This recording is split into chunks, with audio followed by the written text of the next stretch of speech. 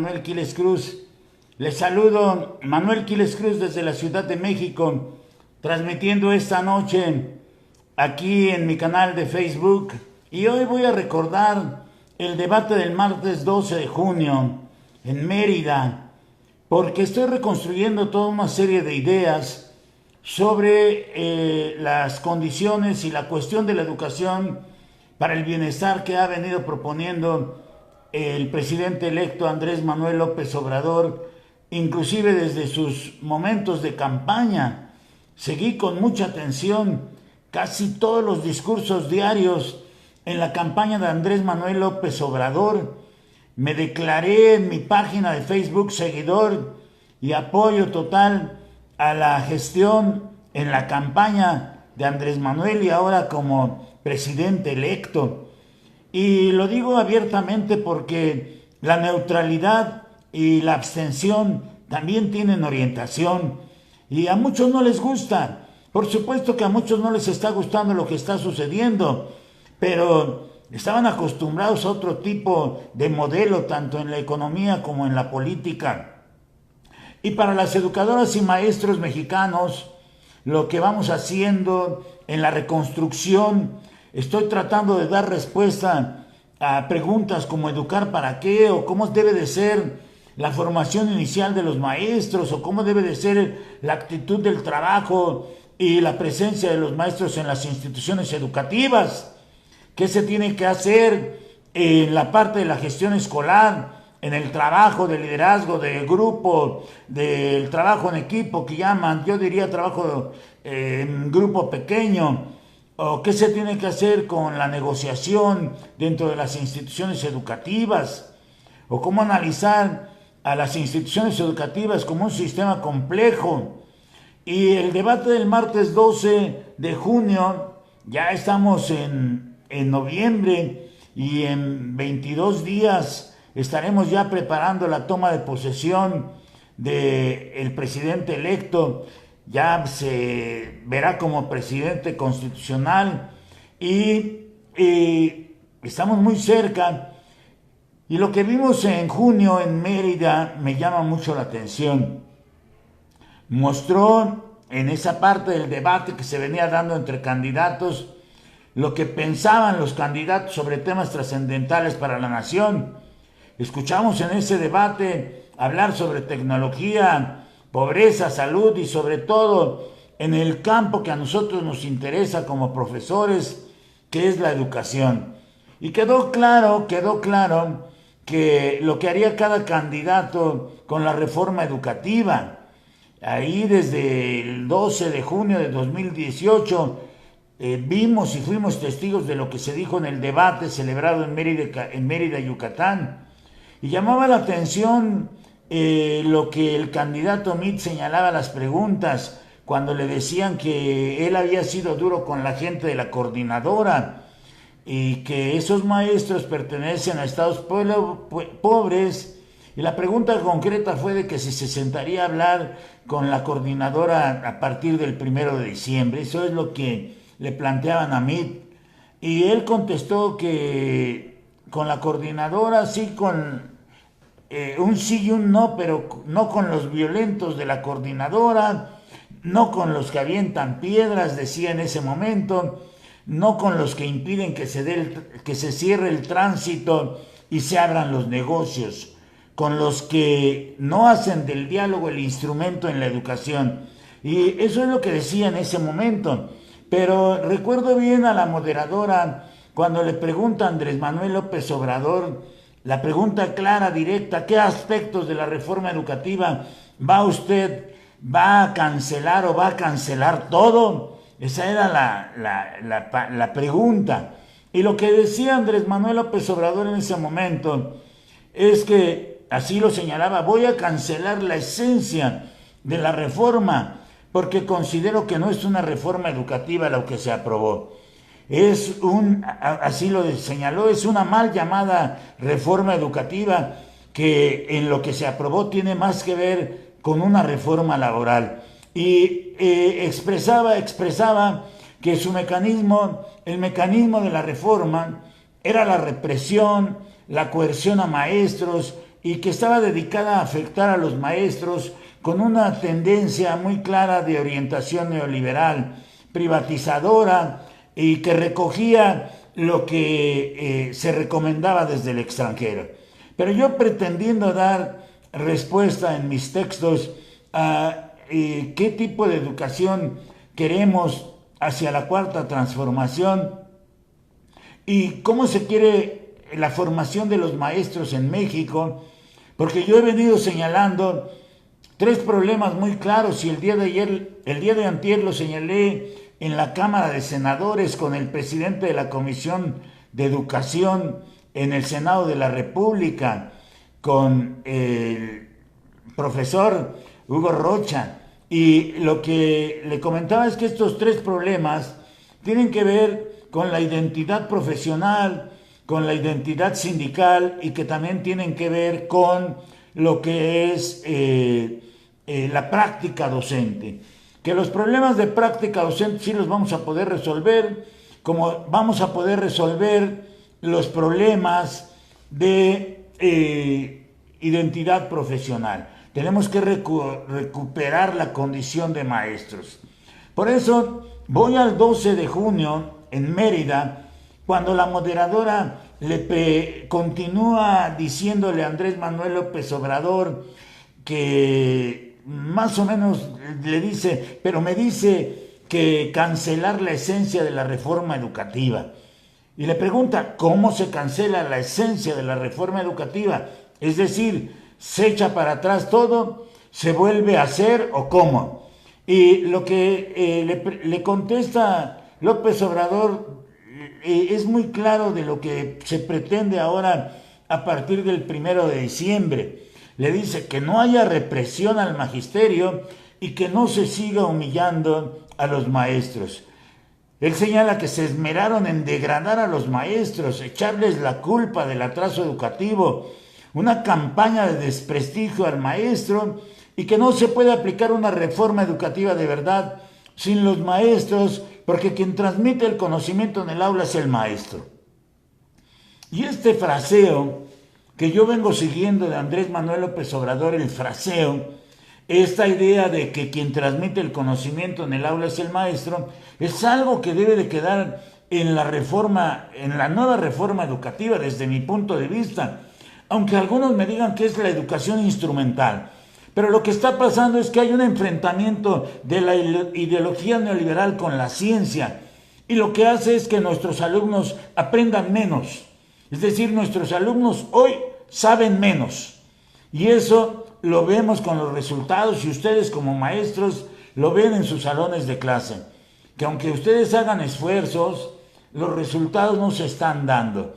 Pero la moderadora le decía entonces, insistiendo, es que es echar completamente todo para atrás. Y le decía a López Obrador, sí, dice, nos vamos a poner de acuerdo con maestros, con padres de familia, es decir, con los actores educativos, se elaborará un plan educativo nuevo para mejorar de verdad la calidad de la enseñanza sin afectar los derechos laborales de los maestros. Porque, insistía, la reforma peñista está utilizada con procesos persecutorios. Hay que evaluar, hay que formar, hay que incentivar, hay que convencer, no imponer las cosas como lo hicieron. Y lo que él decía, que utilizará las facultades como ejecutivo, la decisión que se ha tomado políticamente es que se cancela la mal llamada reforma educativa. Esto es lo que dice el 12 de junio en Mérida. Los maestros, señalaba ahí mismo, no se oponen a la evaluación. Nadie se opone a la evaluación. Lo que no quieren es que se use para reprimir. Y todo este fraseo nos tiene que ir dando hacia dónde va la cuarta transformación. Porque lo que ya decía en junio 12 es que la educación tiene que ver con todas las expresiones, tiene que ver con la Coordinadora Nacional de Trabajadores de la Educación, tiene que ver con el Sindicato Nacional de Trabajadores de la Educación, con todos los maestros, como lo señalaba en junio 12 en Mérida.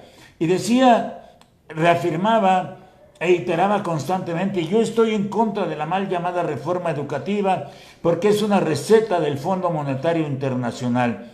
Es parte de las llamadas reformas estructurales, no obedece a nuestra realidad y no resuelve el problema del atraso educativo. Y es como se va dando desde los debates toda la conformación de la idea educativa que pues también manifestaron en ese momento Anaya y Meade, que eran candidatos, los más sobresalientes, del Bronco no ni nombrarlo, y pues cada quien empezó a dar sus puntos de vista. Algunos hablaron de las escuelas de tiempo completo, del tipo de escuela que se iba a crear, de las escuelas que se habían abierto, y pues hubo expresiones de los profesores, porque desde mi punto de vista, López Obrador desde el 12 de junio en Mérida ya tenía una idea muy clara de lo que ya venían planteando. Y hubo expresiones, por ejemplo, de profesores en Facebook. Por ejemplo, una idea de la maestra Irene Andrade cuando decía: hablan mal de los maestros y jamás han estado en un grupo de 40 alumnos. ¿Cómo son los niños inquietos? Como cualquier niño, pero que llegan sobreestimulados por la internet, el celular, la televisión, los juegos, las maquinitas, los videojuegos, y aparte les dan de desayunar chocolate y cereal, etcétera, etcétera. Empezaban a plantear los maestros toda una serie de ideas.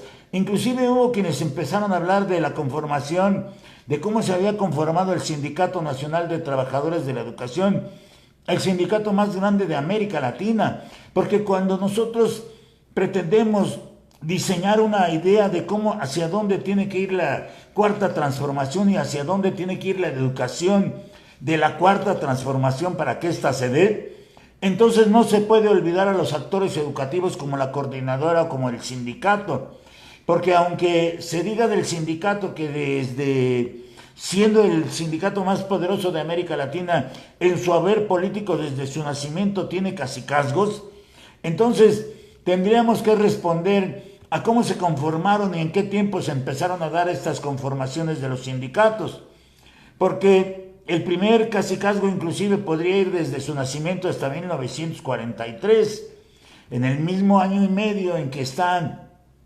Luis Chávez Orozco. Él es el primer secretario general, y está año y medio entre 1943 y 1945. Pero los cacicazgos, como los han venido señalando, como el caso de Jesús Robles Martínez y Manuel Sánchez Vite, o el caso de Carlos Jongitud Barrios y el Bester Gordillo Morales, y hoy con Juan Díaz de la Torre. Y tendremos que ir analizando todo esto, porque ya desde el día 6 hay una posición muy clara de todo el equipo de Morena, de que va a haber una iniciativa para que en los sindicatos las elecciones sean con voto libre y secreto. Y esto le va a dar otra forma a las organizaciones sindicales, y así esa histórica conformación del sindicato desde Luis Chávez Orozco el 31 de diciembre de 1943, o Gaudencio Peraza, Jesús Robles Martínez, Manuel Sánchez Vite, inclusive ya hasta llegar a 72, después de haber pasado Enrique Wenceslao Sánchez, Alfonso Lozano Bernal, Alberto Larios Gaitán, Edgar Robledo Santiago, Félix Vallejo Martínez. A mí ya me toca más o menos darme cuenta desde Félix Vallejo Martínez, porque yo en ese momento ya era estudiante en la Escuela Nacional de Maestros. Después Félix Vallejo Martínez estuvo de 1967 a 1970, entonces yo ya era maestro, y en 71, 72 llegó Carlos Olmos Sánchez, y ya a partir de 72, del 22 de septiembre de 72, Carlos Jongitud Barrios toma el poder del sindicato y colocan a Eloy Benavides, porque Carlos Jongitud va a llegar hasta febrero de 1974, pero durante todo el consumo del poder político de Carlos Jongitud, pues va a estar también José Luis Andrade Ibarra, Ramón Martínez Martín, Alberto Miranda Castro, Antonio Jaimes Aguilar, y Carlos Conjitud va a estar prácticamente de 74 a 89, casi 15 años, porque el Bester Gordillo va a llegar en 1989, cuando José Refugio Araujo del Ángel pide licencia para separarse del cargo.